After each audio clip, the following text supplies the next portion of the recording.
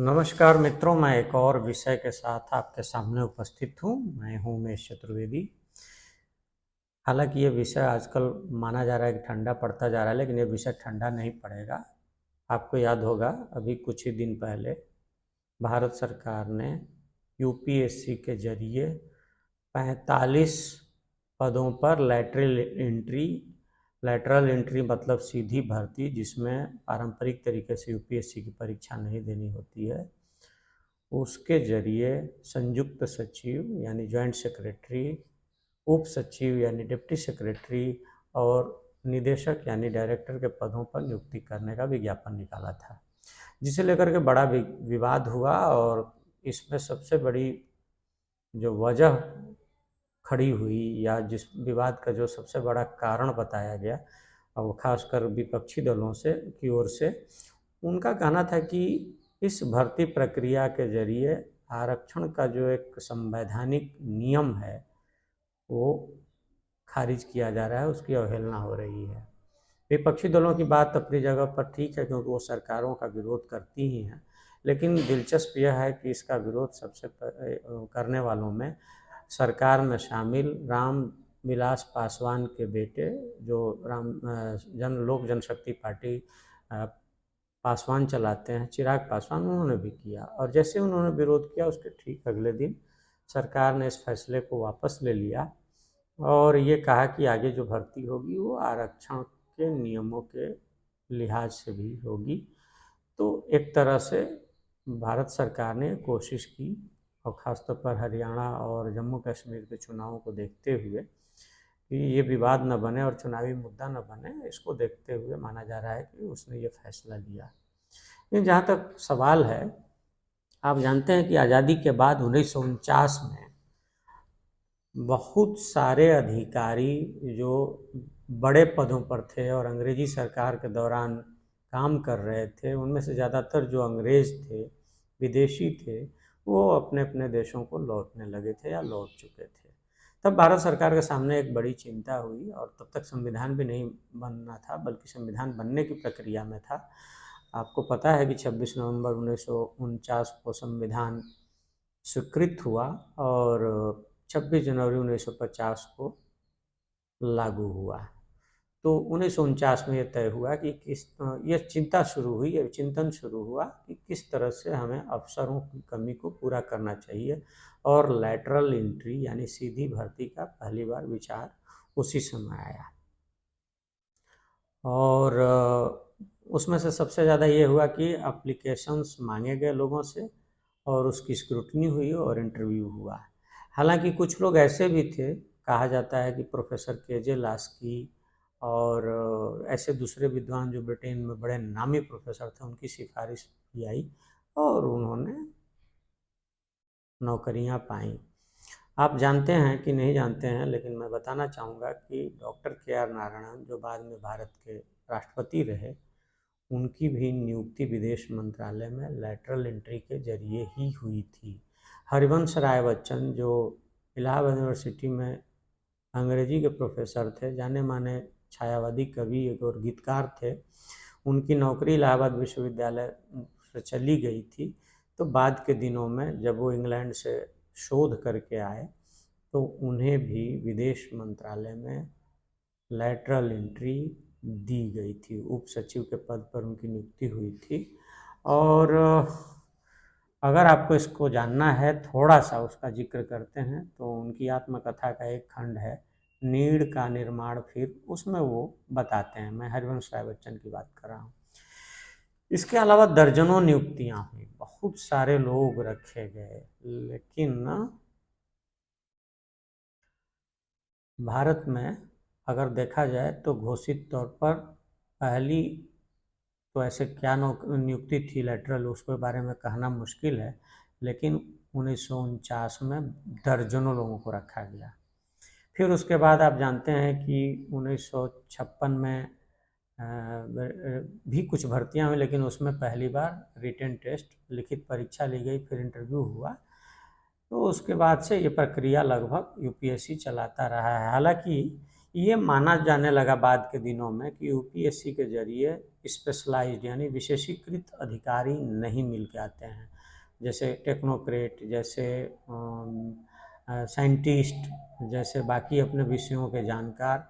और इस पर विचार पहली बार किया था 1966 में गठित पहले प्रशासनिक सुधार आयोग ने, जिसकी अध्यक्षता पहले तत्कालीन वित्त मंत्री मोरारजी देसाई को दी गई थी और बाद में के हनुमंतैया उसके अध्यक्ष रहे। तो उसने ये माना कि नौकरशाही में विशेष कौशल की ज़रूरत है और उस कौशल को लाने के लिए सीधी भर्ती की जानी चाहिए। इसके बाद दूसरा प्रशासनिक सुधार आयोग बना 2005 में। आप जानते हैं कि यूपीएससी की परीक्षा में का जो पैटर्न है उसके जरिए स्पेशलाइज अफसर बहुत कम आ पाते हैं। इसकी एक बड़ी वजह यह है परीक्षा का पैटर्न।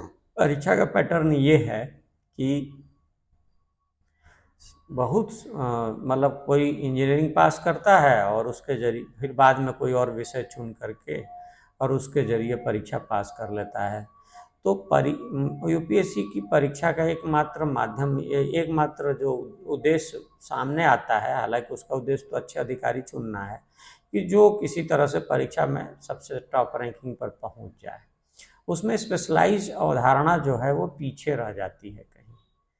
तो इसको लेकर के बहुत दिनों से चर्चा होती रही है। और एक बात और जान लीजिए कि खासतौर पर मेडिकल साइंस यानी विज्ञान, तकनीक, कृषि, इन सब के बारे में जब भी चर्चा होती है तो जो टेक्नोक्रेट होते हैं या जानकार होते हैं वो एक शिकायत जरूर करते हैं कि उनके जो ऑफिस के बॉस हैं, सचिव लेवल के, वो चूंकि उनकी टेक्नोलॉजी के बारे में, उनके विज्ञान के बारे में ये सब नहीं जानते हैं, तो उन्हें क्यों ना एक टेक्नोक्रेट ही उनका बॉस बनाया जाना चाहिए। इसे लेकर के बड़ी मतलब मांग भी होती रही है, बड़ा विवाद भी होता रहा है। इसे ही देखते हुए साल 2005 में तत्कालीन मनमोहन सिंह सरकार ने वीरप्पा मोइली की अध्यक्षता में, जो केंद्रीय मंत्री रह चुके हैं, कर्नाटक के मुख्यमंत्री रह चुके हैं, बड़े नामी कन्नड़ लेखक भी हैं, उनकी अध्यक्षता में दूसरा प्रशासनिक सुधार आयोग बना और उसने अपनी 10वीं रिपोर्ट में पहले प्रशासनिक सुधार आयोग की ही तरह की रिपोर्ट दी कि प्रशासनिक उच्च पदों पर क्षेत्र विशेष का ज्ञान रखने वाले और कौशल पूर्ण लोगों को लाने के लिए जोर देना चाहिए। आप इसके बाद ही, हालांकि ये विचार ठंडे बस्ते में डाल दिया गया, लेकिन एक सरकार ने जिस दिन ये, मतलब मौजूदा सरकार ने जिस दिन ये फैसला वापस लिया लैटरल एंट्री का, तो उसमें जो जितेंद्र सिंह ने, जो कार्मिक मामलों के राज्य मंत्री हैं, उन्होंने यूपीएससी को जो चिट्ठी लिखी उसमें बहुत सारे घटनाओं को गिनाया है। अब जैसे ये जान लीजिए कि वर्गीज कुरियन जो थे, उनको पहली बार लाल बहादुर शास्त्री ने, जो एक टेक्नोक्रेट थे, राष्ट्रीय डेयरी विकास बोर्ड का चेयरमैन बनाया था और उसके पहले वो आनंद जिला दुग्ध सहकारी समिति के अध्यक्ष थे। उन्होंने बड़ा काम भी किया, अमूल जैसी व्यवस्था को स्थापित की और अमूल आज बड़ा ब्रांड बन चुका है। बहुराष्ट्रीयकरण के दौर में भी भारत का अपना कोई ब्रांड बहुराष्ट्रीय कंपनियों को टक्कर दे रहा है तो उसमें अमूल का भी नाम लिया जाएगा। इसके अलावा आप देखिए कि मनमोहन सिंह जो भारत के प्रधानमंत्री रहे, 1971 में उनको वाणिज्य मंत्रालय में सलाहकार बना करके लाया गया। बाद में वो रिजर्व बैंक के गवर्नर बने, वित्त सचिव बने। बिमल जालान जो बाद में रिजर्व बैंक के गवर्नर बने। सैम पित्रोदा अमेरिका में इंजीनियर थे, उनको बुला करके काम दिया गया। कौशिक बसु जो प्रधानमंत्री के सलाहकार रहे मनमोहन सिंह जी के। अरविंद बिरमानी, इन सब लोगों की नियुक्ति जो हुई वो लैटरल नियुक्ति ही हुई। उस दिन जो चिट्ठी सरकार ने दी थी यूपीएससी को, उसमें उसने 2004 में जब मनमोहन सरकार बनी थी तो एक राष्ट्रीय सलाहकार परिषद बनी थी, जो उसकी अध्यक्ष सोनिया गांधी थी और उसमें बहुत सारे लोगों को शामिल किया गया था, हर्षमंदर और बहुत सारे ऐसे लोगों को। तो उसको भी लैटरल एंट्री का एक बढ़िया उदाहरण सरकार ने बताया है। तो कहने का मतलब ये है कि लैटरल एंट्री बहुत ऐसा नहीं है कि कम हुई है, लेटरल एंट्री बार बार हुई है, बहुत बार हुई है। मतलब आप जानेंगे कि भारत के एक पेट्रोलियम सचिव थे केलकर साहब, उनको वो सीधे सीधे टेक्नोक्रेट थे, उनको भी लाया गया था।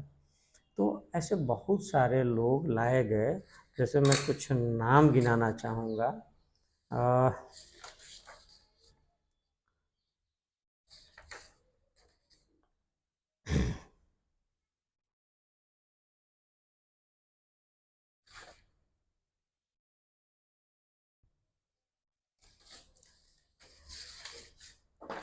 इसमें बहुत सारे अफसर लाए गए, जिसमें से कुछ नाम तो हमने अभी गिनाया भी, और हाल के दिनों में भी कुछ नाम आए। हाँ, उर्जित पटेल जो सीधे लाए गए थे, तो और उन लोगों ने अपनी उर्जित पटेल रिजर्व बैंक के गवर्नर रहे, पहले डिप्टी गवर्नर रहे, उन लोगों ने अपनी प्रतिभा साबित की है, ऐसा नहीं है कि उन्होंने अपनी प्रतिभा साबित नहीं की। तो देखने की ये बात है कि जो चाहे पहला प्रशासनिक आयोग, सुधार आयोग हो, या दूसरा, दोनों ने एक बड़ी बात कही थी, ये कही कि कौशल विकास युक्त जो लोग हैं, टेक्नोक्रेट हैं, अपने अपने फील्ड के जानकार हैं, उनका एक पूल बनाया जाना चाहिए, और पूल बना करके उनको एक निर्धारित अवधि के लिए सरकार में उच्च पदों पर लाया जाना चाहिए। यह सरकारी विकास की प्रक्रिया के लिए, प्रदेश की विकास की प्रक्रिया के लिए और सरकारी तंत्र के लिए ये बेहतर कदम साबित होगा। तो मुझे लगता है कि इसमें आरक्षण की बात नहीं है, अगर कोई योग्य व्यक्ति भी हो आरक्षित श्रेणी से ही, और उस पर अगर निगाह पड़ेगी तो उसको लाया जा सकता था, लेकिन बहरहाल अब ये मामला पीछे चला गया है, क्योंकि अब आरक्षित लोगों को लाया गया। क्योंकि अच्छा, एक चीज़ और ध्यान में रखने की है कि इसके पहले जितनी नियुक्तियां हुई हैं सब गैर आरक्षित तरीके, गैर आरक्षण का ध्यान ध्यान में रख करके की गई है, मतलब उसमें आरक्षण की नियमावली का, वैधानिकता का ध्यान नहीं रखा गया। लेकिन अब आरक्षण की नियमावली का ध्यान रखा जाएगा। तो मुझे लगता है कि जो अपने लेटरल एंट्री है उसको लेकर के जो राजनीति हो रही है, राजनीति जिस तरह से हो रही है वैसे होने की इसकी ज़रूरत नहीं थी। बिल्कुल, कई बार ऐसा लगता है जब आप सरकारी दफ्तरों में जाते हैं और सामने सीट पर कोई अधिकारी बैठा है, तो आपको लगता है कि उसको आप जो काम लेकर के आए हैं, जो उसकी समस्या, आपकी समस्या है, उससे वो वाकिफ़ नहीं है। इसकी एक बड़ी वजह यह है कि अधिकारी एक ख़ास पैटर्न से चुन करके आते हैं, और ख़ास तरीके से उनकी ट्रेनिंग होती है, और ख़ास तरीके से वो लगातार आगे बढ़ते रहते हैं। लेकिन वो सामाजिक, आर्थिक, मीडिया आदि विषयों पर कई बार वो अपनी विशेषज्ञता साबित नहीं कर पाते। तो शायद यही वजह है कि पूरी दुनिया में लैटरल एंट्री होती है। अमेरिका में तो मंत्रिमंडल के ज़्यादातर सदस्य तो राजनीति से ज़्यादा बाहरी लोग होते हैं, टेक्नोक्रेट होते हैं, स्वास्थ्य के जानकार होते हैं, इंजीनियर होते हैं, मीडिया के जानकार होते हैं। तो मुझे लगता है कि इसको भी हमें अपने राष्ट्रीय विकास के लिए आत्मसात करना चाहिए। और एक चीज़ और ध्यान देने की है कि राजनीति तो होती रहेगी, तो क्यों ना एक ऐसा तरीका अपनाया जाए कि यूपीएससी ही किसी खास कैडर का चुनाव करे, और उस खास कैडर के लिए, जैसे इंडियन रेवेन्यू सर्विस का चुनाव करे, तो रेवेन्यू के बैकग्राउंड के लोगों को चुने, मीडिया के लिए चुनना है, सूचना सेवा के लिए तो मीडिया के बैकग्राउंड के लोगों को चुने, और अगर इंजीनियरिंग सेवा के लिए चुनना है, हालांकि वहाँ तो थोड़ा बहुत ध्यान रखा जाता है, तो चुने उनको इंजीनियरिंग बैकग्राउंड के वो लोग हैं और हों, और वही आगे जा कर के अपने अपने विभागों को उच्च स्तर पर संभालें। तब जा कर के शायद बात बनेगी, और तब जा कर के शायद राजनीति की गुंजाइश भी कम रहेगी। आपको हमारा विचार कैसा लगा, अपनी राय से ज़रूर अवगत कराइएगा। फिर हम आपके सामने उपस्थित होंगे किसी नए विचार और नई राय के साथ। तब तक के लिए धन्यवाद, नमस्कार।